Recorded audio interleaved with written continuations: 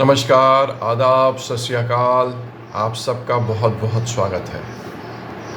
आज के वीडियो में हम जानेंगे बचत खाता क्या होता है, जिसे हम कहते हैं सेविंग्स अकाउंट।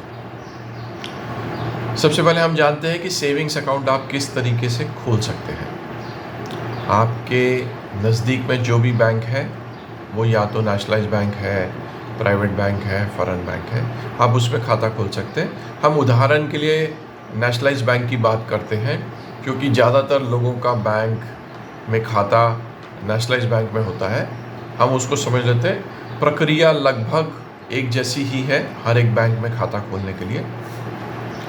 मान लीजिए आप स्टेट बैंक ऑफ इंडिया में गए और आप अपना वहाँ पे खाता खोलना चाहते हैं, तो आप वहाँ जाके सबसे पहले एक फॉर्म लेते हैं जिसमें वो आपसे बहुत सारी जानकारी मांगते हैं। आपको बिल्कुल डरने की ज़रूरत नहीं है। उसमें आपको क्या क्या भरना है मैं आपको बताता हूँ। उसमें आपको अपना नाम भरना है। नाम किस तरीके से भरना है? जिस तरीके से आपका नाम आपके आधार कार्ड पे आता है। आधार कार्ड में हो सकता है आपका नाम हो, आपके पिताजी का नाम हो और आपका सरनेम हो। ठीक है जी। जैसे उदाहरण के लिए मेरा नाम है रोहित, मेरे पिताजी का नाम है रमेश चंद्र और मेरा सरनेम है भल्ला। तो जब मैं नाम भरूंगा तो अपना नाम भरूंगा रोहित रमेश चंद्र भल्ला। मेरे पास ये भी ऑप्शन है कि मैं अपना सिर्फ नाम लिखूं, पिताजी का नाम ना लिखूं, रोहित भल्ला, तो भी चल जाएगा। ठीक है। पहली चीज़ हमें अपना नाम उसमें भरना होता है। हम जो नाम लिखेंगे वो नाम से ही खाता खुलेगा। ठीक है। और जो नाम हम लिखेंगे उसका हमारे पास कोई डॉक्यूमेंट का प्रूफ होना चाहिए, कोई ऐसा वैलिड डॉक्यूमेंट होना चाहिए जिसमें वो नाम आता हो, उस तरीके से आता हो। ठीक है, पहली चीज़। दूसरी चीज़, आप अपना पता शेयर करेंगे जहाँ पे आप रहते हैं। आपको पता पूरा देना है। आपका फ्लैट का नंबर क्या है, आपकी बिल्डिंग का नंबर क्या है, आपकी सोसाइटी का पूरा नाम क्या है, आप जहाँ रहते हैं वो लोकेलिटी, वो कहीं गली है, कहीं कोई लेन आ गया, लेन नंबर क्या है वो आपको बताना है। कोई लैंडमार्क है तो आपको वो शेयर करना है। आपको अपने शहर का नाम बताना है, आपको अपना स्टेट बताना है और आपको उसका स्टेट का पिन कोड बताना है।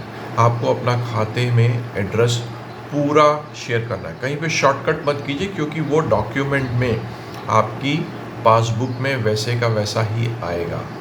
ठीक है। कई बार क्या होता है, हम एड्रेस प्रूफ की कहीं पे हमको ज़रूरत पड़ती है तो हम बैंक की पासबुक भी दे देते हैं और उसमें जो आप एड्रेस लिखते हैं वो पूरा पूरा मालूम होना चाहिए। ठीक है जी। तो आप जब अपना एड्रेस लिखें तो उसे पूरा लिखिए ताकि आने वाले समय में उसकी आपको हेल्प मिले। आप जो एड्रेस लिख रहे हैं वो एड्रेस आपके आधार कार्ड में भी मैच होना चाहिए। अगर फ़र्क होगा आपको एड्रेस प्रूफ मांगा जाएगा। बैंक वाले बोलेंगे कि आप हमें ऐसा कोई डॉक्यूमेंट बताइए जिसमें आपका ये एड्रेस आता है। अगर आपका घर भाड़े पे है, अगर आपका घर भाड़े पे है तो आपने जो एग्रीमेंट अपने ओनर के साथ, मकान मालिक के साथ किया है, वो एग्रीमेंट में जो पता आता है वो पता आप अपने बैंक के खाते में लिख सकते हैं और अपने एग्रीमेंट की कॉपी भी आप बैंक में दे सकते हैं। आपको कोई ना कोई डॉक्यूमेंट देना पड़ेगा जिसमें आपका एड्रेस मिलता है, एड्रेस की जानकारी आती है। ठीक है जी। तो हमें अपना नाम बताना है, हमें अपना पता बनाना है। उसके आगे हम जब जाते हैं तो हमसे हमारा पैन कार्ड नंबर मांगा जाता है। आपका जो भी पैन कार्ड नंबर है वो आप शेयर कीजिए। आजकल आधार कार्ड भी मांगा जाता है, आधार नंबर भी आपसे मांगा जाता है कि आपका आधार का दीजिए क्योंकि हर चीज़ आधार से, पैन कार्ड से लिंक है। ठीक है जी। अगर आपके पास पैन कार्ड नहीं है तो आपको एक अलग से सेक्शन में टिक मारना पड़ता है कि आपका पैन कार्ड नहीं है। जब आपका पैन कार्ड बन जाए तो आप बैंक के खाते में अपना पैन कार्ड नंबर डाल दीजिए। ठीक है। इसके अलावा आपसे पूछा जाता है कि आपकी सोर्स ऑफ इनकम क्या है, आप पैसे कहाँ से कमाते हैं, पैसे कमाने का आपका ज़रिया क्या है। आप सर्विस कर रहे हैं, आप बिज़नेस कर रहे हैं या आप पढ़ाई कर रहे हैं, आपका क्या प्रोफेशन है। ठीक है जी। अगर आप पढ़ाई कर रहे हैं तो आप उसमें लिख सकते हैं कि मैं पढ़ाई कर रहा हूँ, स्टूडेंट हूँ, हाउसवाइफ हो, जो भी आपकी कैटेगरी है वो आप उसमें लिख सकते हैं। आप जितनी जानकारी उसमें देंगे उतना ही आपके लिए अच्छा है। ज़्यादा से ज़्यादा जानकारी देने की कोशिश कीजिए और सही जानकारी दीजिए, क्योंकि खाता आपका खुल रहा है, ठीक है। इसके अलावा वो आपसे केवाईसी फॉर्म भराते हैं। KYC form is know your customer.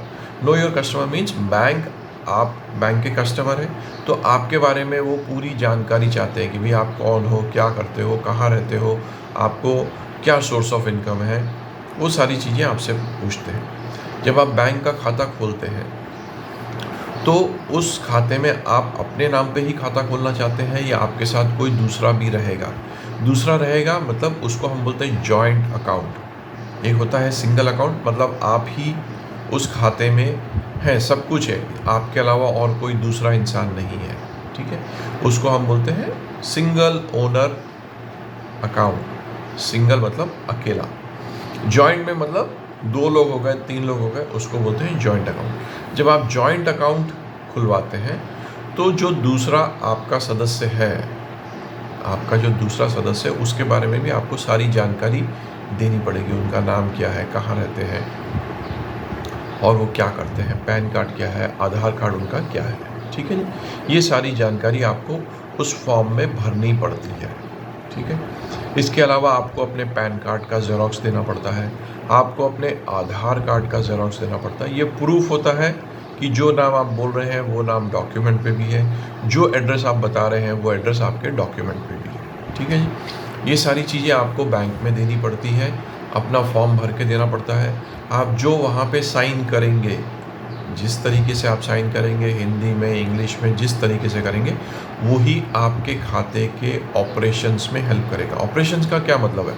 जब आप पैसे निकालेंगे, किसी को चेक देंगे, उस पर जो आप साइन करेंगे वो साइन आपका फॉर्म पे किए हुए साइन से मैच करना चाहिए, मिलना चाहिए। अगर उसमें फ़र्क होगा तो बैंक आपके चेक को प्रोसेस करने से रोक सकता है। इस बारे में हम आगे बात करेंगे, अभी तो हम खाता खोलने की प्रक्रिया को समझ रहे हैं। तो हमने क्या देखा, हमको उसमें अपना नाम लिखना है, अपना पता लिखना है, पैन कार्ड लिखना है, का नंबर लिखना है, आधार कार्ड का नंबर लिखना है, हमारी सोर्स ऑफ इनकम क्या है वो हमको उसमें बताना है। जब आप खाता खोलते हैं तो आपको पूछा जाएगा आपको चेकबुक चाहिए कि नहीं चाहिए, आपको डेबिट कार्ड चाहिए कि नहीं चाहिए, आपको ऑनलाइन बैंकिंग चाहिए कि नहीं चाहिए, आपको मोबाइल बैंकिंग चाहिए कि नहीं चाहिए। ये सारी सुविधाएं जो बैंक आपको देता है, आपको जो उसमें से ठीक लगता है वो आपको टिक मार के ले लेना चाहिए। क्योंकि आज के दिन में हम सब डिजिटल हो गए हैं, तो हमारे पास डेबिट कार्ड होना ही चाहिए, क्योंकि इंसान हर जगह पैसा नहीं लेके जाता है, डेबिट कार्ड का इस्तेमाल करता है। डेबिट कार्ड और कैश लगभग एक समान ही होता है। ज़्यादातर जगह आपका डेबिट कार्ड चल जाता है। आपने कुछ सामान खरीदा, आपने अपना डेबिट कार्ड दिया और वो स्वैप करेगा, आपके बचत खाते से पैसे ले लिए जाएंगे। तो डेबिट कार्ड आपने ले लेना चाहिए। ऑनलाइन बैंकिंग फैसिलिटी लेना चाहिए। ऑनलाइन बैंकिंग, मोबाइल बैंकिंग, ये सारे आने वाले समय में हम समझेंगे। अभी तो हम खाता खोलने की प्रक्रिया कर रहे हैं, ठीक है जी। आप जब ये सारी चीज़ें करेंगे, आपको उसमें कुछ नकद जमा करना पड़ेगा, या आपसे कुछ बैंक वाले बोलते भाई आप हमें चेक दे दीजिए 1000 रुपये का, 500 रुपये का, कुछ बैंक वाले 5000 मांगते हैं। तो जिस बैंक में आप खाता खोल रहे हैं वो जिस तरीके से आपसे रकम मांगते हैं, 500, 1000, 5000, आप उनको उतना दे दीजिए। आपके वो जो आपका खाता खोलेंगे उसमें पहले लिखेंगे न्यू अकाउंट, नया खाता खोल रहे हैं आप, उसमें वो पैसे, धनराशि डाली जाएगी। बैंक वाले अपना प्रक्रिया, प्रोसेस जो है उसको कंप्लीट करेंगे। आपको एक खाते का नंबर दे दिया जाएगा। खाते का नंबर मिलने के बाद आप अपने बैंकिंग को शुरू कर सकते हैं। कुछ जगह पे ये प्रक्रिया करने में 1 से 3 दिन भी लगते हैं, कहीं पे ये 4 से 5 दिन तक चला जाता है। बैंक से बैंक के चलता है, हो सकता है कहीं पे समय थोड़ा जल्दी लगता है, थोड़ा ज़्यादा लगता है, उससे हमें कोई फ़र्क नहीं पड़ता, बट प्रक्रिया लगभग खाता खुलने की यही है, ठीक है जी। जब आपका खाता खुल जाएगा, आपको बैंक का नंबर आ जाएगा, आपको एक पासबुक दे दी जाएगी जिस पे आपका नाम होगा, आपका पता होगा, आपका सेविंग्स बैंक का अकाउंट नंबर होगा, आप जिस ब्रांच में खाता खोल रहे हैं उसका पूरा पता होगा, आपका बैंक का नाम होगा, आपके बैंक के कॉन्टैक्ट डिटेल्स होंगे, आईएफएससी कोड होगा। आईएफएससी कोड के बारे में हम बाद में बात करेंगे। अभी तो मैं आपको जानकारी दे रहा हूँ कि क्या क्या आपकी पासबुक में आएगा। जब आपको पासबुक मिलेगी उसके साथ आपको चेकबुक मिलेगी। चेकबुक पे भी आपके खाते का नंबर लिखा होगा। कुछ पर्सनलाइज चेकबुक होती है जिस पे आपका नाम भी लिखा होता है। जिस तरीके से अपना खाता खुलवाया है, अगर आपने अपना नाम, पिताजी का नाम और सरनेम लिखा है तो उस नाम से चेकबुक पे प्रिंट होके आएगा। अगर आपने अपना और अपना सरनेम ही रखा है तो उस नाम से प्रिंट होके आपको, उसको पर्सनलाइज चेकबुक बोलते हैं, वो आपको दे दी जाएगी। आपको डेबिट कार्ड भी मिलेगा। डेबिट कार्ड कई बार आपके घर पे आता है, कई बार आप ब्रांच से भी ले सकते हैं। हर एक बैंक की अलग अलग प्रक्रिया है। जब डेबिट कार्ड आता है तो उसके साथ उसका पिन भी आता है। डेबिट कार्ड को हम आने वाले समय में डिटेल में समझेंगे। अभी हम समझ रहे हैं कि जब बचत खाता खोल रहे हैं तो हमारा क्या प्रक्रिया है, क्या क्या हमको मिलता है। तो हमको पासबुक मिलेगी, चेकबुक मिलेगा और हमको डेबिट कार्ड मिलेगा। साथ में वो बैंकिंग फैसिलिटी मिलेगी ऑनलाइन और मोबाइल। अभी तो हम सिर्फ खाता खोल रहे हैं, श्री गणेश कर रहे हैं कि हमने खाता खोला और आने वाले समय में हम इसमें पैसे भरेंगे, जमा करेंगे और खूब सारे पैसे जमा करने वाले हैं। तो ये हमारा लगभग बचत खाता खुलने की प्रक्रिया होती है। आप किसी भी बैंक में जब खाता खोलेंगे तो ये सारी जानकारी आपसे ली जाएगी। आपको ये सारी जानकारी देनी है। पैन कार्ड का ज़ेरॉक्स, आधार कार्ड का ज़ेरॉक्स देना है ताकि आपका खाता खुल सके। मेरी बहुत सारी शुभकामनाएं हैं कि जल्दी से जल्दी आप बैंक में जाएं, खाता खोलिए ताकि आप बचत कर सकें। एक सबसे ज़रूरी बात, जब भी आप बैंक में खाता खोलते हैं, तो आपसे एक रेफरेंस मांगा जाता है। रेफरेंस मीन्स उस बैंक में किसी दूसरे इंसान का बचत खाता होना आवश्यक है। मान लीजिए मैं HDFC बैंक में गया कि भाई मुझे आपके यहाँ खाता खोलना है, तो बोलेगा भाई आपका यहाँ आप किसी जानते हो बैंक में सेविंग्स अकाउंट वाले को जो आपका रेफरेंस दे सके कि भाई ये इस आदमी को वो जानता है, तो आपका रेफरेंस मांगेगा। तो जो आपका रेफरेंस दे रहा है उसका नाम, उसका बैंक में क्या अकाउंट नंबर है वो भी लिखा जाता है। ज़्यादातर इस तरीके से रेफरेंस लिया जाता है और खाता खोला जाता है। जब कोई नई ब्रांच खुलती है तो वहाँ पे एक सेविंग्स अकाउंट खोलने का ड्राइव चलता है कि भाई उस मोहल्ले में जितने लोग हैं उनका खाता खोल दिया जाता है।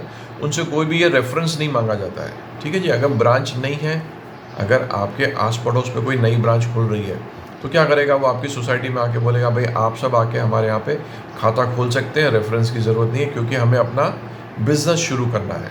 लेकिन एक बार जब बैंक वहाँ पे इस्टेब्लिश हो गया तो वो क्या बोलता है कि आपको अपना खाता खोलने के लिए किसी का रेफरेंस देना पड़ेगा और वो रेफरेंस देने वाले का खाता हमारे बैंक में होना चाहिए। ये बैंक की एक प्रक्रिया है, इससे कोई फ़र्क नहीं पड़ता है। आपको खाता खुलने के बाद अपने ऑपरेशन शुरू करने हैं, ठीक है जी। तो आप, उम्मीद करता हूँ आप जल्दी से जल्दी अपने खाता खोलेंगे। जिन्होंने नहीं खोला है वो खाता खोलिए और बचत करने की प्रक्रिया में पहला सही कदम रखिए। मेरी शुभकामनाएं आपके साथ। Take care, bye.